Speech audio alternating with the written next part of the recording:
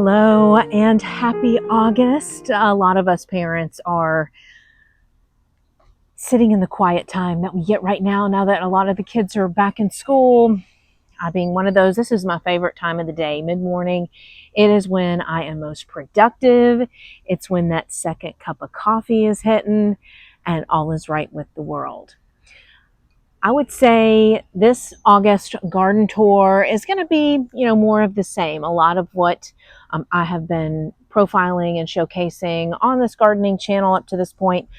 I have surpassed 30 episodes of Kentucky Garden Girl, which I'm really happy about. That was my goal, to hit right at that number at the year mark. So a little over a year into this vlogging thing, having this YouTube channel, also have a Facebook page. You can follow me there, as well as Instagram. So, it's been hot. I've had to water some, but nowhere near last year when I put out a bunch of plants at the height of summer. And then I really was using the water hose a lot in July and August, this time last year. I had even a couple of occasions where I forgot the water hose was on. So that's definitely a rookie mistake, but one that the plants did bounce back from. So I was happy about that. I'm right now in my backyard under the beautiful pine trees. And it has just been so entertaining to watch all the wildlife in the backyard. We have that same family of bunnies, a couple generations in now, living back here, and they've honestly not wreaked too much havoc on my plants. They've been nibbling on some of them, along with chipmunk and some squirrels and whatnot. A ton of birds. I've seen a ton of birds. You know what I have not seen at all? I have not seen any hummingbirds at my kitchen window where I have my window box that has coleus in it. Part of that could be because the coleus has not gone to seed yet. It hasn't been in bloom. So I'm giving it a week or two more. Hopefully we'll see some of that. And I haven't seen any dragonflies. I did have begonias in that back window, which I don't have right now. I have asters and coleus. So I think the begonias probably helped, with some of those things. But yeah, it'll be just interesting to see as we go into the early fall, what's going to be coming to that kitchen window. Because that's, as most women can agree with, that's where I spend a lot of my time, hovering over the sink. I've had some great luck with native plants in my yard. Some fall plant sales that I attended last year, I bought just, plant starts that were like $5 or $10, and they have done so beautifully. I have some beautiful purple mist flower that's come back for me. I thought it was a goner. The Rudbeckia, the black-eyed Susan, is already starting to self-seed, and I'm seeing leaves pop up around. I think I bought a $15, pretty healthy mature plant of Rudbeckia at the Civic Garden Center sale in Cincinnati last year. This is where I had to press pause because I had a phone call during filming. Let's get to that August garden tour now. You've got to love planters out front that make a statement. And I would say these make a somewhat sad statement. I've had to, cut a lot of the zinnias for bouquets. My bachelor button is pretty much spent, but I have, one or two little blooms there. These, why do I always forget the name of that? Coleus, are doing okay. That one in particular is not great. You can see that Creeping Jenny is just gorgeous. Calibrachoa is still looking absolutely gorgeous. This is the vintage coral, I believe is what it's called.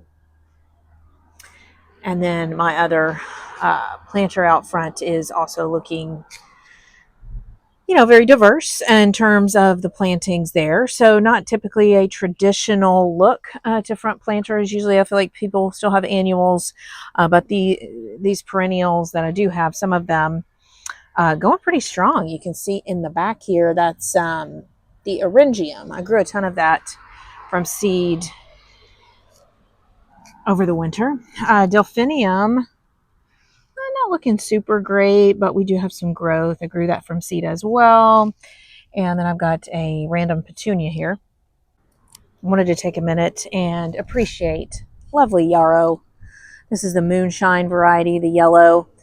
This was an early, well, I'd say an early to mid spring bloomer, and looked really good. The dried stuff, the spent blooms on there, but I did cut those down for some bouquets, and we've got some lovely new blooms showing up. And I just love that greenish or that bluish hue of the green foliage on that yarrow.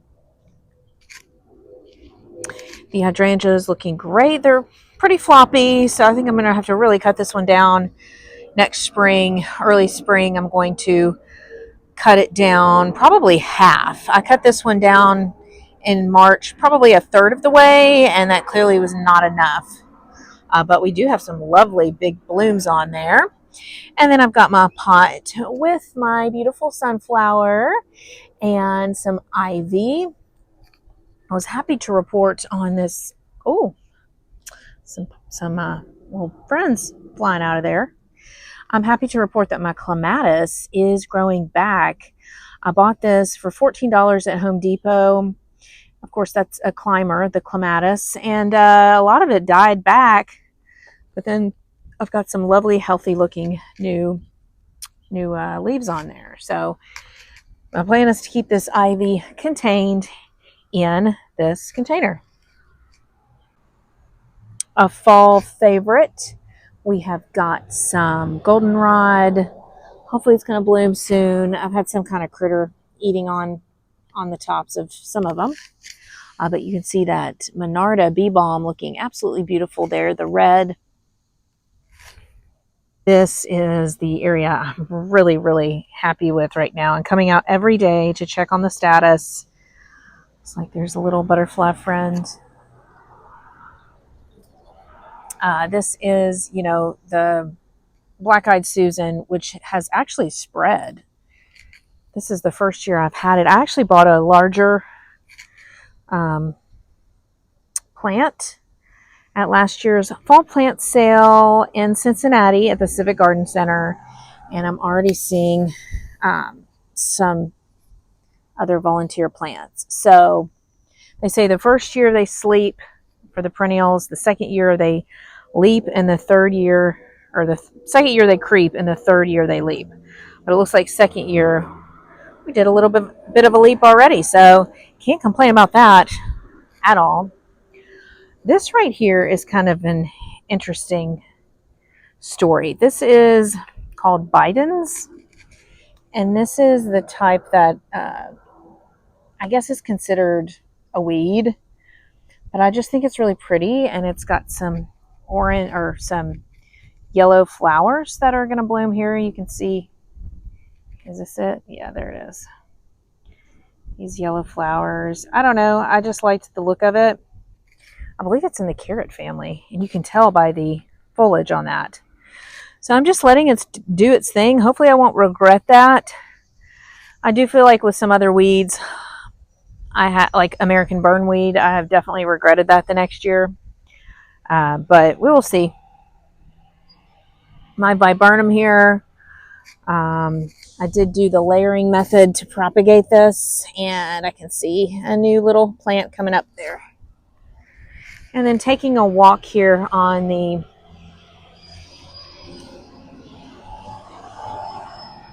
south side of the house. Beautiful miscanthus grass, my rose bush, and then of course my hydrangeas, the quick fire. Those were the showiest in late spring to early summer. They've now kind of faded out. So you see more green than anything on those from the street. Shasta daisy, man, it really likes its life here. Shasta daisies really do prefer full sun, don't they? This was something I started with the winter sow method in milk jugs, and got some really lovely foliage there, a nice crown. So it'd be great if these would actually bloom this season, but I don't know. The obedience, this started out with one little baby plant that I took from cuttings from my mom's garden, and look at it now. And this thing will spread. These things are pretty aggressive, so that'll be exciting to see that happen. I've got a hydrangea here that I took from cuttings, and that's looking pretty good. And then something I'm really, really happy about and proud of. This is the Eryngium. This is a perennial. This is the, was it blue thistle, I believe, or something? I don't know. They use this in flower arrangements and things. This has a little bit of a smaller globe. A ton of flies on that right now. Look at this purple mist flower. Isn't it gorgeous? This is another plant start. I believe I purchased this from the Boone County Arboretum's fall plant sale, and that one's coming up September 20th at Ammon Nursery in Burlington, Kentucky.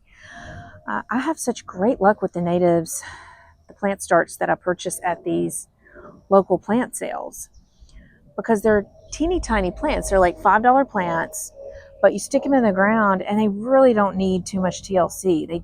They're not high maintenance because obviously they're native and they're suited to our local conditions. And I just think that this is gorgeous. I actually thought this had died and it came back with a vengeance this year. I love that.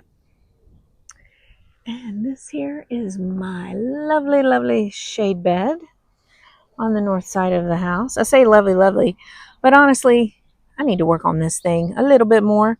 And I don't know what's happening with these hosta, but they're looking a little worn and tattered. And all that green, that carpet there, that is called false strawberry. And I absolutely love it. It's considered a weed, but I'm keeping it. I'm keeping it for right now. Now I may end up regretting that. Hopefully it doesn't choke out the hosta too much or the hydrangea. But right now, it looks pretty manageable. Now I could be eating my words here this time next year, but I haven't done a lot of work here. This is the type of example, though, of a weed that you definitely want to pull. This is that burnweed. I did let a couple of these go to seed last summer, and I really regretted that because it is literally all over my yard. Got a Nandina, a bamboo plant back here, looking great. This here, guys, is actually that viburnum. It's not a tree. It's technically a shrub, but you can see it is taken on a tree-like form. I just love that thing. That is actually grapevine, and I'm going to have to get rid of that. That is in my pine tree. So there's a certain method to getting that out. That would require me coming down here. I can show you all where exactly it's coming out in the ground. There it is. It's like a jungle in here. This is the grapevine. And it's coming up in two stems here. So I'm going to have to get through that and cut it off, I'd say about yay high. Yeah, and it can kill your tree. So you want to take care of invasive vines like that.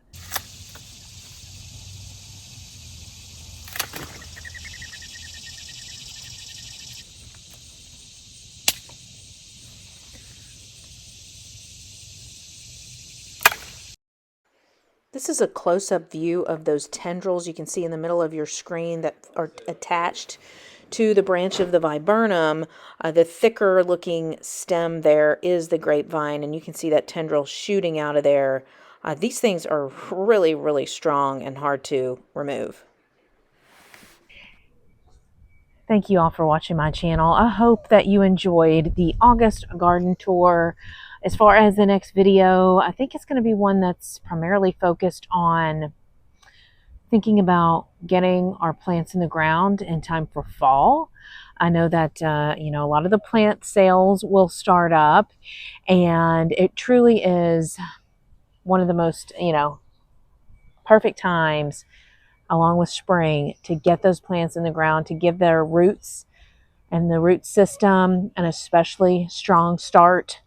The plant needs to really focus its energy in the beginning on getting those roots established and growing down into the ground.